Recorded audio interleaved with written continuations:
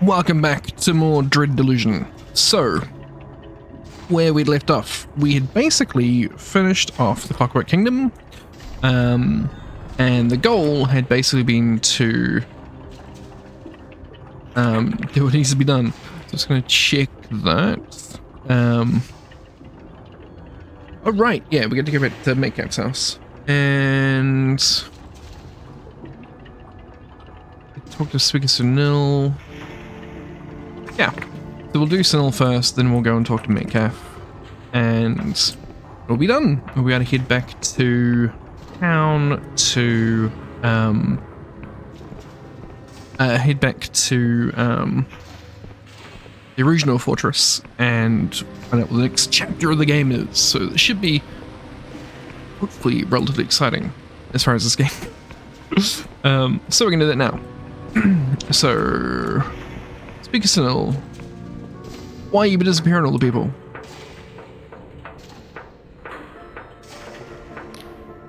Sunil eyes you with barely suppressed fury. The only reason you are not in Manacles is because its majesty wills it so. Now be off with you and let the adults work. Hi, let's have a little chat about astrological horoscope. Sunil, am I meant to recognize that name? You're telling me that there was some other Sunil Khan's name all over the project files? How did you? You may have been inquisitive. Where your loyalty is not so obviously suspect, you might even have made a good interpreter. So, what is it you imagine you'll get from me? I just want to know the truth. The things recorded in the Library of Untruths are fictions. They never happened. We're discussing imaginary hypotheticals. Do you understand? Sure, this is all only a fairy tale. In a certain land, in a certain kingdom, very far away from here, yes, quite so.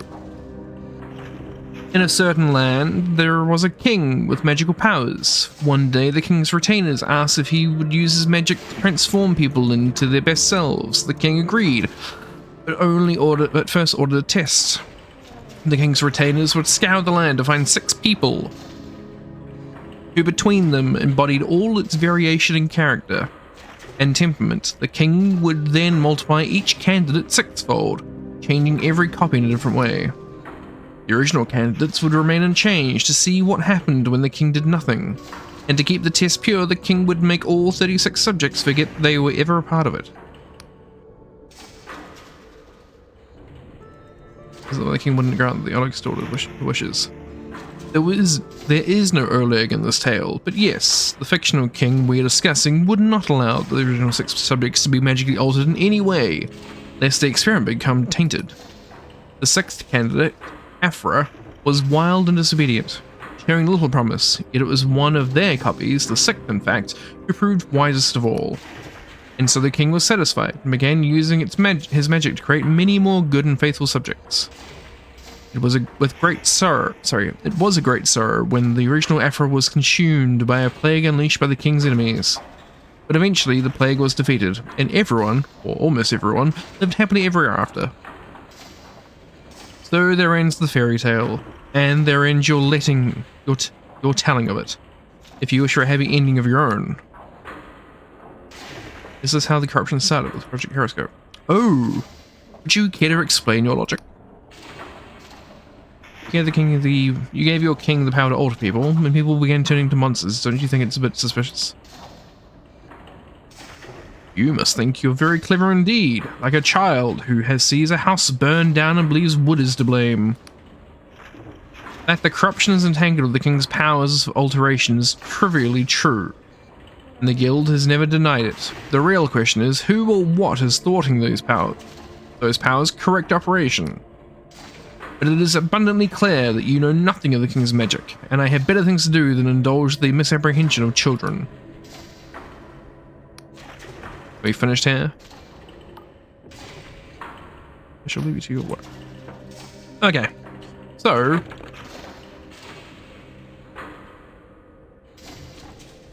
Oh, so we're going to go and talk to him. Now had the whole thing revealed to us. We'll see if Oleg's still drinking. Probably. It's downstairs. This way.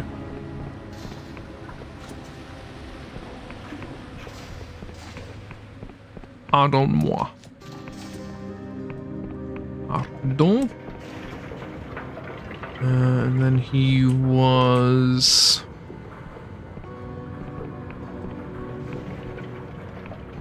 here?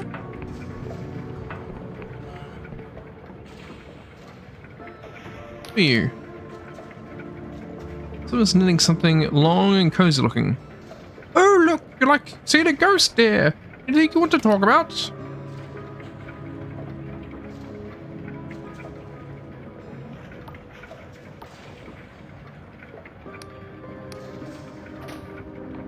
We don't really need to talk to her.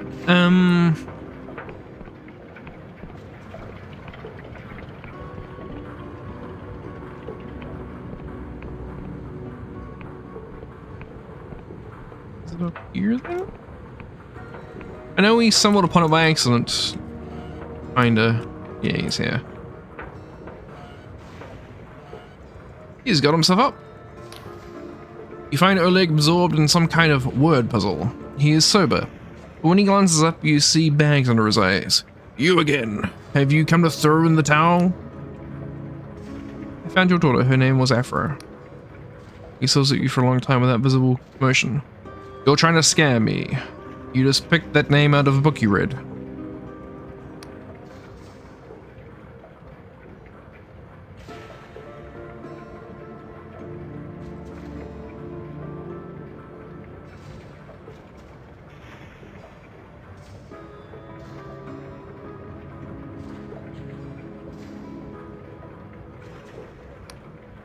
Link looks at the wall.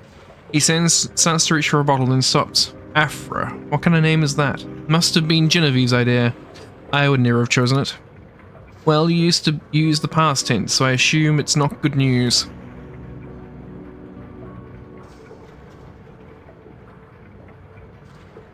Oh, it's complicated. Tell Oleg the whole story, from the cleanup camp to your confrontation with Sunil.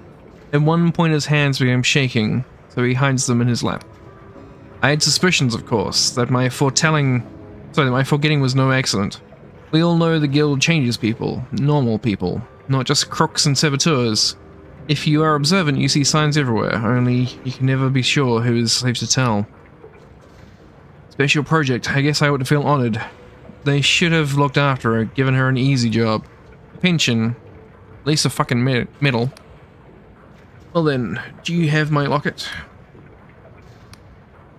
Takes the locket gingerly in both hands, is afraid of breaking it, and bows his forehead against it for what feels like an eternity. Ola looks up at you, clearly struggling for words. The way this ended is no fault of yours. You've given me answers. I am in your debt. And like this can never be made square, but let me at least give you a down payment. This key was kindly donated by a smuggler we picked up in a polite and civil conversation. He told me it unlocked a stolen royal freight capsule jettisoned from his ship while flying over one of those outlying islands nobody visits. The island is only reachable by air, so you can bet there's treasure in that capsule. It was going to be my retirement plan until somehow the king vanished from our stockpile. Oh well, it happens all the time. And now I must ask one more favor, not for me, but for my daughter. Take this candle to the missing persons notice board. After dark, light it, and let that be the end. That be an end. You want to be there when I light it? I will find my own kind of ceremony. Some things must be done properly, that is all.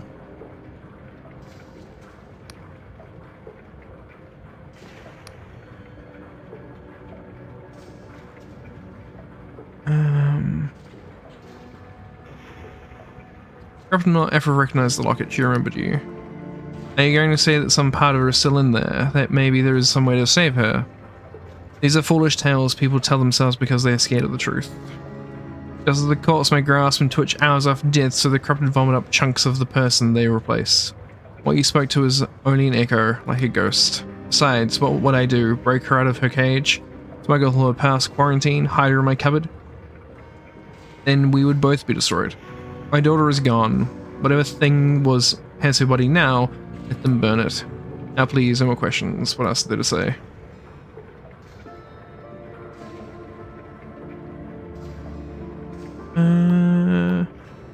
Versions that survived. I'm happy for them, but they are not my daughters. You say they were altered by magic, then they are new people. If they were anyone's children, they are the king, so let his majesty look after them if it wants. Now please, no more questions. What else is there to say? I don't want to know. What I like.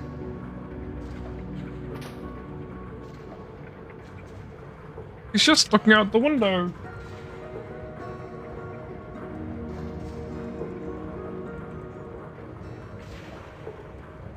It's all he's doing, looking out the window.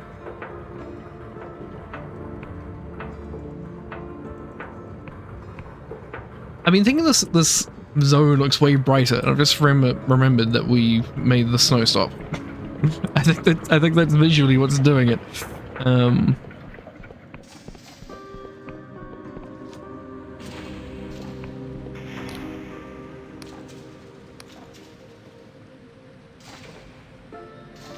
Light a candle for Oleg's daughter.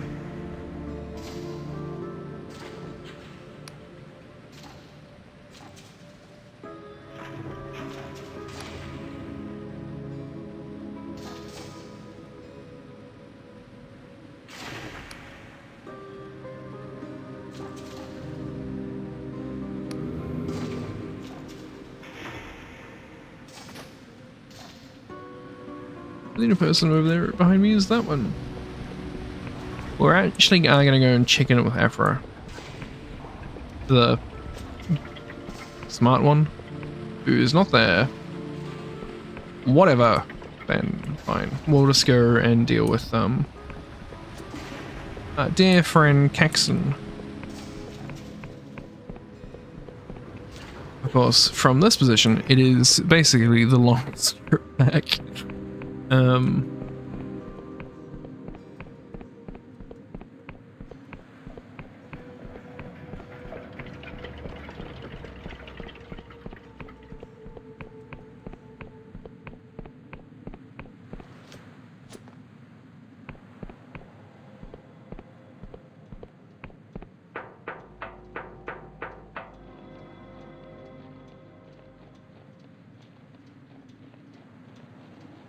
I say I've liked the Clockwork Kingdom as a zone.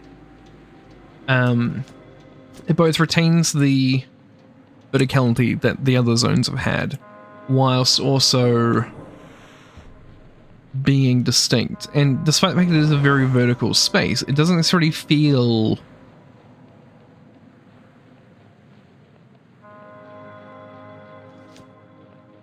as well. You know, it's retained its verticality, but doesn't feel as sort of. I use the phrase forced, even though it's not really the word I'm trying to use. And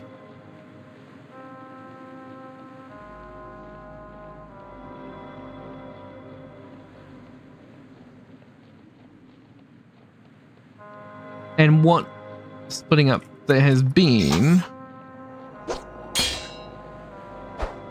decidedly feels more sort of intentional, right?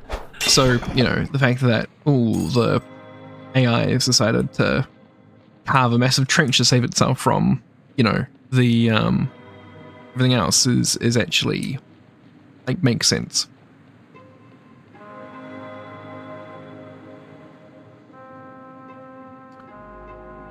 Now, I believe we should just be able to take this lift back up, right? I believe.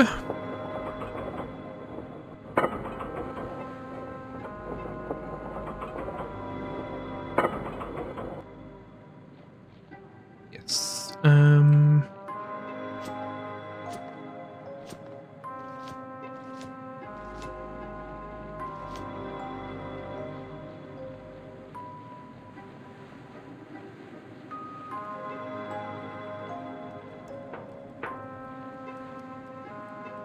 Now, should I actually just trouble check where she's supposed to be here for this, right? Yeah. Get back, see what he makes of it.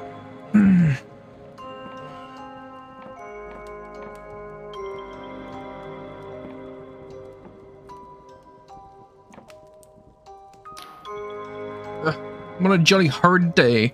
This is going to affect my dreams for weeks. A new dark direction for Horace Metcalf. That's what they'll say. Horace, listen to me. Your whole identity is a fiction. You're a dark star, but someone has erased your memory. Now I need you to help save the world. World.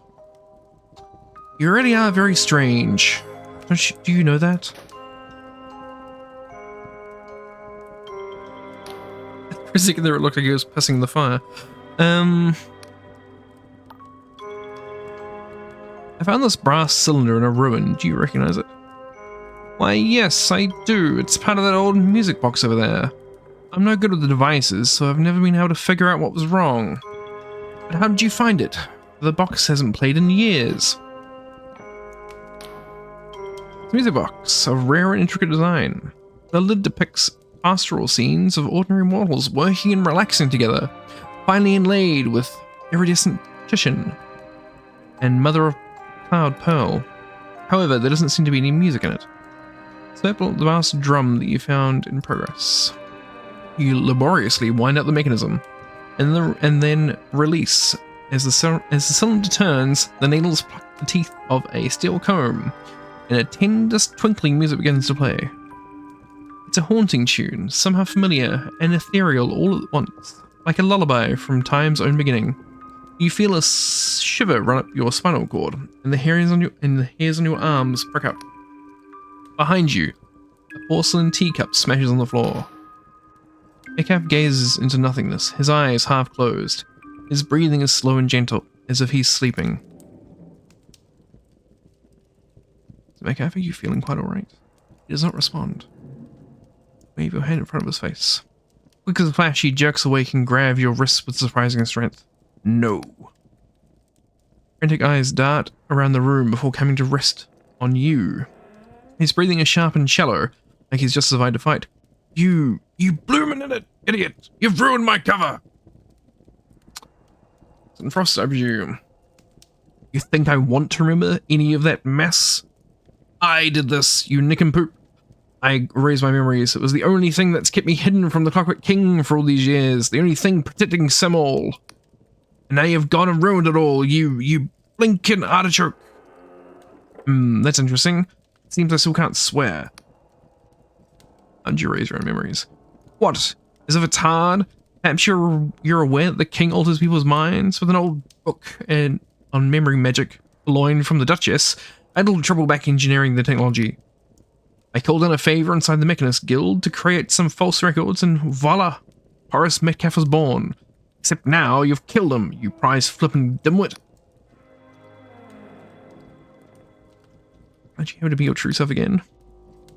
You really don't get it, do you? I liked being Horace. No one ever shot at Horace. Nobody tried to throw him off a skyship.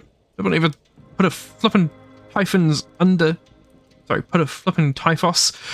his bed whilst beating them at cards. You know how nice it is, after years of being feared, to simply be liked? You seriously brainwash yourself not to swear?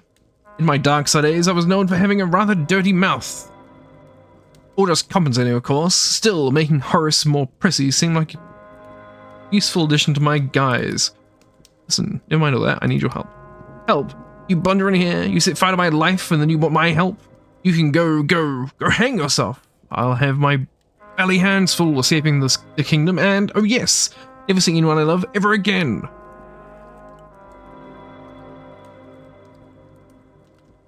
Look, who's trying to destroy the world. Ross's brows rumple as he listens to your explanation. So, it's begun. Ella's great work. Is she already gone to the Underlands? There's something called the Cradle. Not my problem. If you found me, it's only a matter of time till the king finds me too. I must put my affairs in order and depart immediately.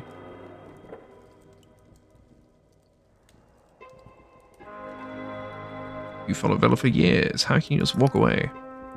Because I never was a Dark Star. I was a spy. As a young man, it was my misfortune to become a hero of the Clockwork Kingdom. My aptitude with ancient inbreed machines was prized, and I was easily dazzled by conditional acclaim. You must understand, the future used to be so bright here. People lived well, and we truly seemed on the brink of a better world. I wanted to believe that more than anyone. So when the king gave me a chance to truly serve my country, I accepted. I posed as a disgruntled emigre, offering my services to Valakaloos. Together, we spent the next 8 years unlocking the secrets of the Embrians, all of which I secretly relayed to my sovereign. Having been somewhat of a thespian in my school days, I confess I found the subterfuge exciting. However, one does not wear a mask for so long without it changing one's face. As news from the kingdom grew darker, I came to trust Vela over the king. She promised that we would be the ones to build Elysium, using powers from before the world end, and until that blooming mutiny, I believed her. What was the mutiny? Discontent had long been brewing over our frayed relations with the Union, and anyone could see that Vela was growing more reckless and paranoid by the week. Her plan to drag us all into the Underlands was merely the final straw. How did Vela respond? The meeting was led by Vela's childhood friend. I think she felt it as rejection, not only of her plans, but of herself, of everything they'd shared. Pray that the day you feel like that, you do not have the command of a Chaton-class kilo-caliber howitzer. So what did you do in the end? I fought for Vela that day, but my faith was broken.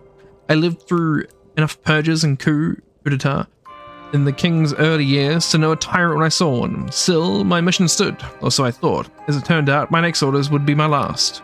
The king wanted me to steal Vela's treasure map, to betray the only people I'd ever felt truly at home with, and deliver untold power to the increasingly callous despot. Yet that was what was my alternative? Betray my homeland, and hand that power instead to an increasingly cruel and unstable outlaw? It was an impossible choice, so I did what any coward would do. I ran away. My only mistake was to hide my old memories instead of destroying them, a sentimental lapse I shan't repeat. Why did you choose those rooms in particular? Because they were my home. I grew up in progress, amidst the machinery that was meant to liberate us all. As to how many of my family escaped, I can only speculate. A fitting grave for a failed patriot, wouldn't you say? What did Vela's treasure map point to? Something more valuable than gold. Or so she said, an ancient artifact with the power to turn the world upside down. I was skeptical, but evidently the king was willing to burn my entire mission just to get hold of it. No time for this. What's done is done. Regardless, nothing has changed. I still lack the courage either to help Vela or to stop her.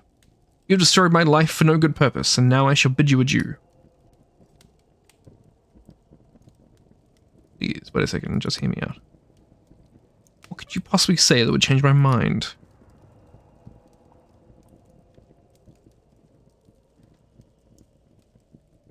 You know what's been happening in your beloved kingdom? Of course I do. My memories from Horace are cloudy, but he wasn't blinking stupid. Everyone's memory is vanishing and nobody knows why.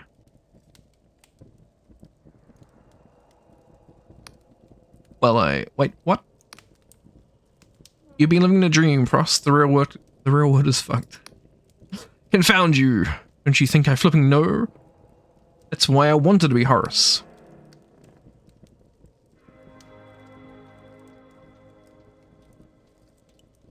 And your past won't make it go away. There's a long silence as you stare at each other. Would you perhaps like a moment to get your breath back? Actually, I would. Frost takes a long deep sigh. You're right, of course. I've been hiding from the fear that my better world would never come to pass.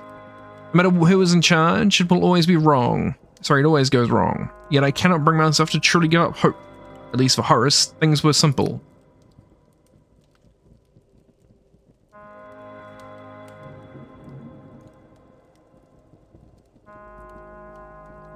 Doing these grand ideas always end.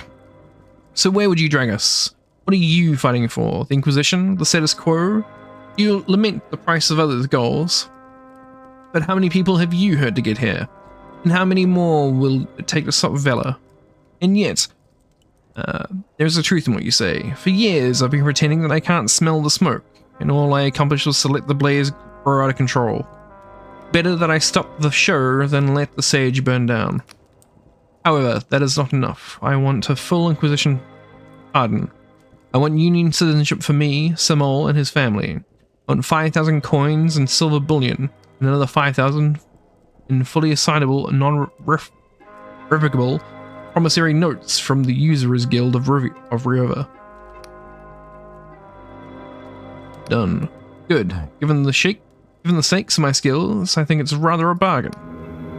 I'd always planned to hole up in the blinding lights if things went pear-shaped. Since she is now in the wind, I would guess you've already captured the fortress. I'll make my way there. But first... Ross closes his eyes, taking a deep breath. First, I must say goodbye to Sam. I'd rather hope we might get married, perhaps even petition to adopt. Well, I suppose I'll have to wait. It'll have to wait.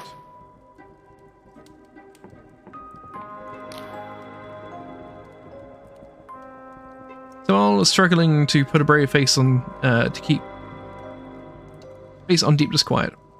I overheard your conversation. If Horace believes this is important, I won't stand in his way. But you bring that man back safe and sound, understand? I don't care what nonsense you put into his head, I need him.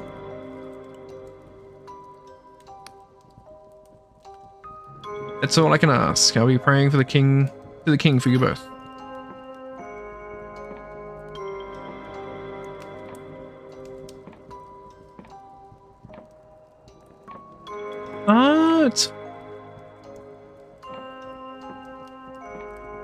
Is it a weird hunch? He's by far and away well, actually all three of the top tier characters are actually interesting looking models, I suppose, but he's probably the standout, I'd say. Alrighty, so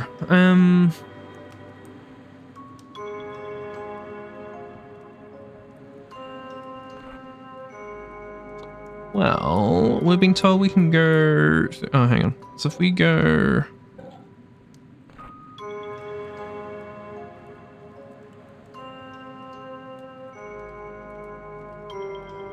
Yeah, we get to go home. Or go back to town. So, what we're going to do is... Here... We're going to try and use this gate.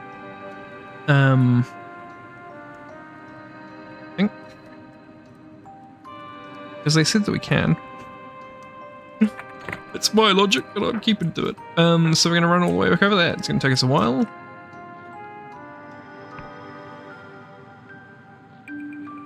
Facts. Do a bit of a wibbly wobbling.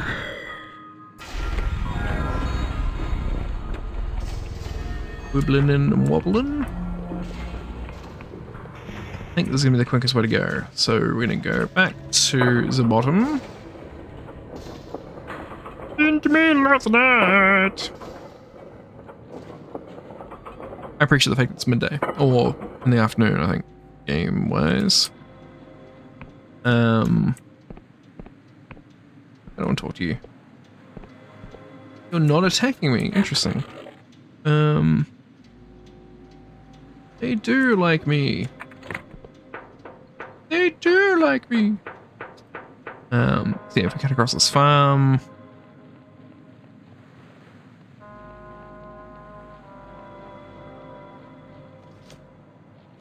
Let's say like this particular zone again, like it, as I suspect it was probably, I suspect they've been built in sections, right? And then essentially they'd built confidence and so did this, but this is, you know, there's what's missing in a lot, I think, of fantasy world building is, particularly in games, right? And it's, I guess because it's boring, I guess, is that there's not necessarily a huge amount of thought put into sort of having a realistic economy, right? So, I mean, granted, this is a very small scale thing, but right, we have a power plant, is what I'm assuming that's supposed to be. We have a farm. We have mass harvested. We have a, yeah, the key thing is essentially is that, and we get told that they essentially ship, or you know, the main trade is in importing ore to make shit happen. So even though we have a very small sort of snapshot of these things, you know, it is a tiny area in real terms, thought has been put into having it sort of work in an economic sense.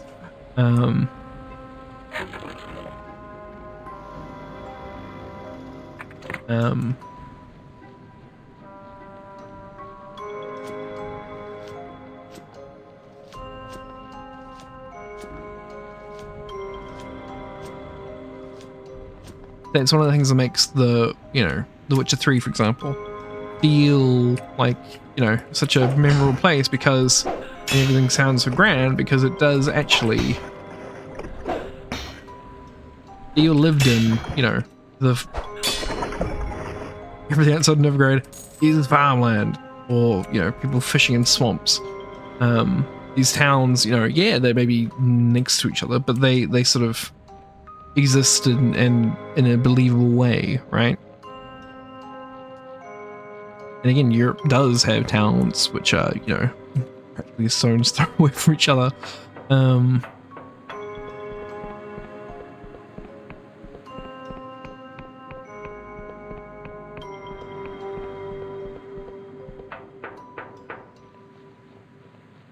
So we're just going to quickly talk to this guy as well, because we should be able to get a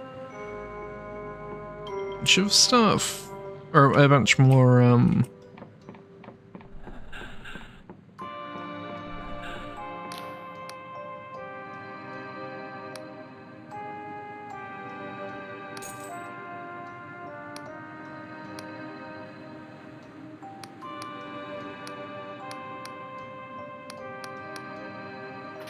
hey dude, shut up, leave me alone. Okay. Cool.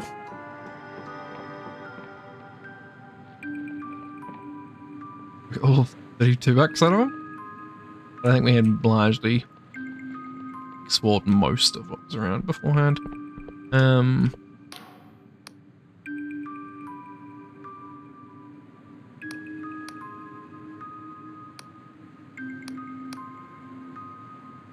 Oh, for fuck's sake. Well, let's come in here and fuck you up. Right, in that case, we'll do this differently. We will walk back to town again, and we will,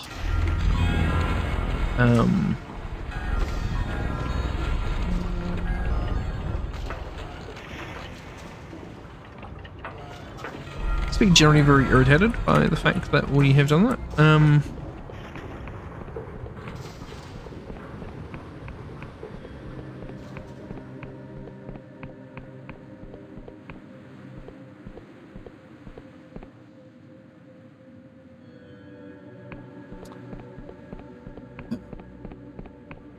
We'll teleport back to town.